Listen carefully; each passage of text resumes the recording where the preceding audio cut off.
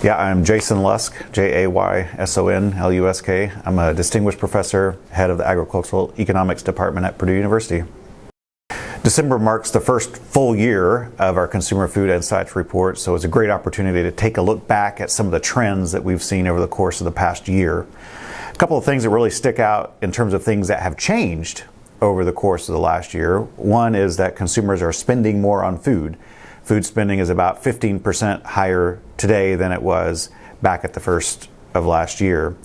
Consumers, not surprisingly, are also saying they're paying higher food prices. But maybe one surprising result is over the course of last year, their expectations about the prices they're going to be paying in the future have fallen. So they're anticipating maybe some better times ahead in terms of food prices. Another good piece of good news is that stockouts appear to be falling. Back at the first of the year, about a quarter of consumers said that when they went to the grocery store, they couldn't find specific items that they wanted to buy. Today, that number is only about 14%. So that's good news that some of the supply chain disruptions that we've experienced over the course of last year have dissipated somewhat. There's also been a downward trend in online grocery shopping.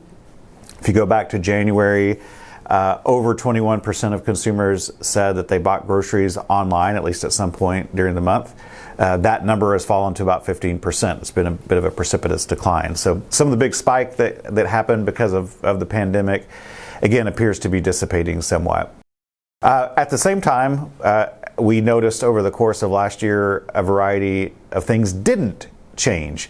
So, and a couple of these are good news. One piece of good news is that food insecurity, this is essentially a measure of whether consumers can afford enough to eat, that's remained fairly steady over the course of the past year. That's good news because that's happened in spite of the increase in food prices that we've seen.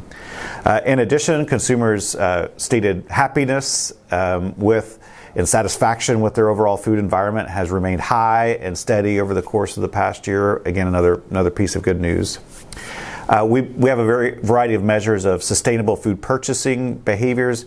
Also, that's remained fairly steady over the course of the past year. And we dive into specific questions about food behaviors, like are you buying cage-free over conventional eggs, or organic over non-organic, or are you looking at nutritional labels in your grocery store? We haven't seen big changes in any of those measures over the course of the past year. Last month was Christmas. We asked a few questions about holiday buying behavior. One of the questions we asked was whether consumers were worried about being able to afford gifts. And about 36% of consumers said yes, they were worried. When we followed up with them about how they were going to respond to that worry, some of the biggest and most common answers were, I'm going to try to shop at more discount outlets, or I'm going to cut back on some of that spending at grocery store, or just spend less on gifts.